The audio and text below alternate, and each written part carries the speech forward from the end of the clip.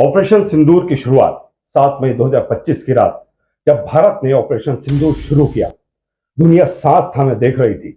25 minute 24 मिसाइलें, 9 आतंकी ठिकाने तबाह।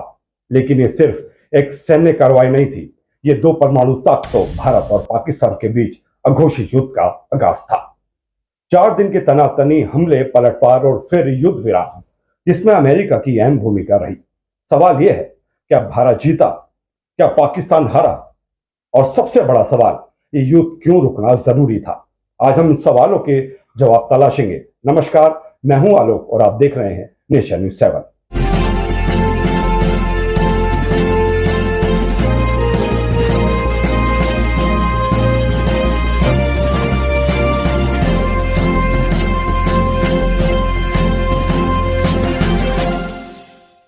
पहलगाम हमला।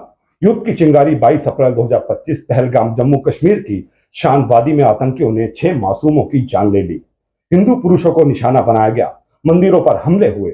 लश्कर तैयबा से जुड़े द रेजिडेंस फ्रंट ने इस हमले की जिम्मेदारी ली। इस नरसंहार ने भारत को हिलाकर रख दिया। सड़क पर लोग पूछ रहे थे, अब और कितना सहे? सोशल मीडिया पर hashtag justice for Pahalgam trend कर रहा था।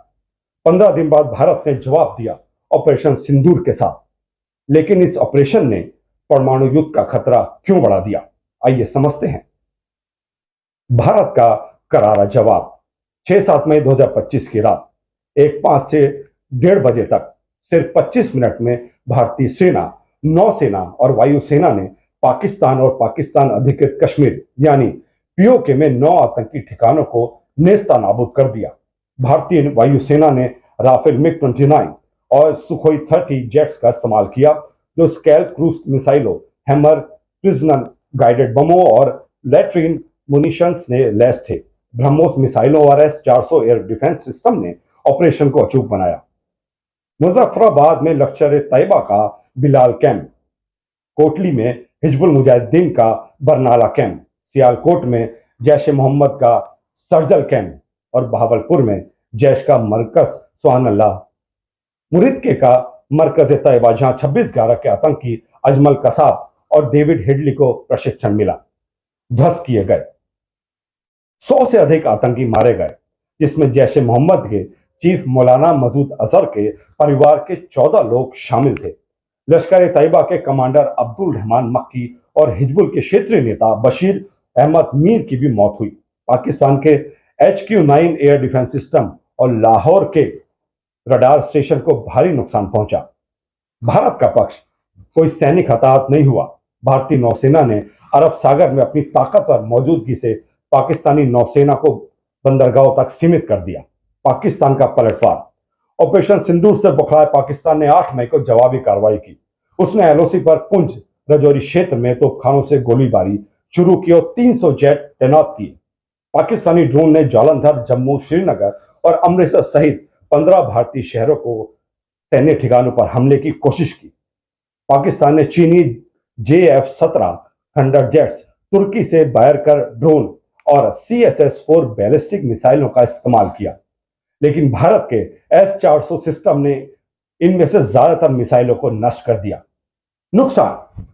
भारतीय सेना ने जवाबी कार्रवाई में पाकिस्तान के 35 से 40 सैनिकों को मार गिराया। LOC पर पाकिस्तानी बंकर और गोला बारूद डिपो तबाह हुए।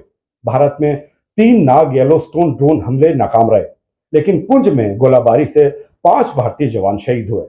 राफेल की क्या है सच्चाई? पाकिस्तान ने दावा किया कि उसने एक राफेल जेट मार गिराया, लेकिन यह झूठ था। वायरल तस्वीरें पुराने मिग-21 की थी। भारत ने इस दावे को खारिज किया। LOC पर नुकसान। 4 दिन की जंग में LOC पर दोनों पक्षों को नुकसान हुआ। भारत ने 5 सैनिक खोए, जबकि 3 नागरिक मारे गए। पाकिस्तान ने 35 से 40 सैनिक और 31 नागरिक खोए, जिनमें मुजफ्फराबाद की बिलाल मस्जिद में 10 लोग शामिल थे। एक दूसरे पर नागरिक क्षेत्रों को निशाना बनाने का आरोप लगाया। आम जनता की राय। ऑपरेशन सिंदूर ने भारत में देशभक्ति की लहर पैदा कर दी। दिल्ली में एक छात्र ने कहा, यह बदला जरूरी था, लेकिन परमाणु हथियारों का डर सता रहा है। मुंबई में एक व्यापारी ने पूछा, क्या अब शांति होगी या युद्ध और बढ़ेगा? सोशल मीडिया पर लोग पूछ रहे थे, क्या अमेरिका इस जंग को रोक पाएगा? ये सवाल हमें अंतर्राष्ट्रीय समुदाय की ओर ले जाते हैं। वैश्विक प्रतिक्रिया। ऑपरेशन सिंदूर ने दुनिया को सख्ते में डाल दिया। भारत ने यूएनएससी और 13 देशों को पहले ही सूचित किया था। विदेश मंत्री एस जयशंकर और एनएस अजीत डोभाल ने अमेरिका, रूस, फ्रांस और सऊदी अरब से बात की।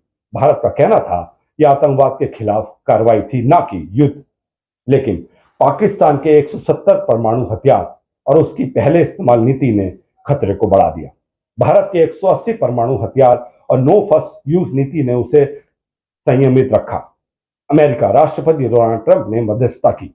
विदेश मंत्री मार्को रूबियो और उपराष्ट्रपति जेडी वेंस ने दोनों देशों के नेताओं से बातचीत की। अमेरिका ने सख्त संदेश दिया, डीएस्केलेट करो वरना अंजाम बुरा होगा। रूस पाकिस्तान को चेताया और भारत के साथ खड़ा रहा। फ्रांस और सऊदी अरब भारत की कार्रवाई का समर्थन किया। चीन ने कहा हम आतंकवाद के खिलाफ हैं, लेकिन सैन्य कार्रवाई गलत है। क्या यह भारत को चेतावनी थी या पाकिस्तान को समर्थन? तुर्की ने कहा भारत की कार्रवाई को आक्रामक बताया और पाकिस्तान का खुलकर साथ दिया। पाकिस्तान और आईएमएफ लोन ऑपरेशन सिंदूर के बाद पाकिस्तान की अर्थव्यवस्था और खराब हो गई। पहले से कर्ज में डूबा पाकिस्तान आईएमएफ के पास $7 बिलियन के लोन के लिए गया। हमलों से बुनियादी ढांचे को नुकसान, बढ़ती महंगाई और सैन्य खर्च ने उसे मजबूर किया। विशेषज्ञों का मानना है कि चीन के दबाव और आर्थिक संकट ने पाकिस्तान को युद्ध विराम के लिए तैयार किया। कौन जीता, कौन हारा? 10 मई को 4 दिन की जंग के बाद भारत और पाकिस्तान ने युद्ध विराम स्वीकार किया। अमेरिका ने दोनों देशों के सैन्य कमांडरों को हॉटलाइन पर बात करने को मजबूर किया। ट्रंप ने इसे अपनी कूटनीतिक जीत बताया, लेकिन भारत ने कहा यह हमारी और पाकिस्तान की आपसी सहमति थी। भारत की जीत। भारत ने आतंकी ठिकानों को तबाह कर अपनी सैन्य ताकत दिखाई। कूटनीतिक मोर्चे पर भी जीत हासिल की। तुर्की और चीन को छोड़ कोई बड़ा देश पाकिस्तान के साथ नहीं खड़ा हुआ। भारत ने वैश्विक मंच पर आतंकवाद के खिलाफ अपनी प्रतिबद्धता साबित की। पाकिस्तान की हार। पाकिस्तान के HQ-9 सिस्टम और रडार को नुकसान हुआ। उसकी जवाबी कार्रवाई नाकाम रही, लेकिन उसने युद्ध विराम का उल्लंघन किया और ड्रोन हमले जारी रखे। अधूरा बदला। भारत ने पहलगाम और पुलवामा का मजबूत जवाब दिया, लेकिन आतंकवाद का ढांचा पूरी तरह खत्म नहीं हुआ। युद्ध क्यों रुकना जरूरी था? भारत और पाकिस्तान का टकराव सिर्फ दक्षिण एशिया तक सीमित नहीं रहता। एक स्टडी के मुताबिक भारत पाकिस्तान परमाणु युद्ध से 20 मिलियन लोग मर सकते थे और परमाणु सर्दी से 2 मिलियन लोग भूखमरी का शिकार हो सकते थे। बोस्निया यूक्रेन जैसे युद्धों में परमाणु हथियार का खतरा नहीं था, लेकिन यहां था।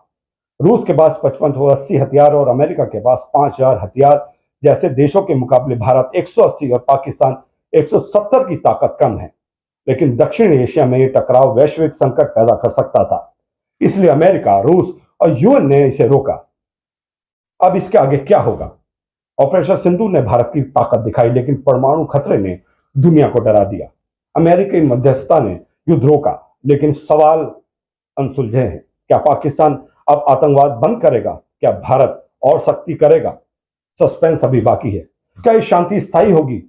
आप क्या सोचते हैं, हमें कमेंट्स में जरूर बताएं और ऐसे ही रोचक एक्सप्लेनर्स के लिए हमारे चैनल को सब्सक्राइब करें। तब तक के लिए नमस्कार।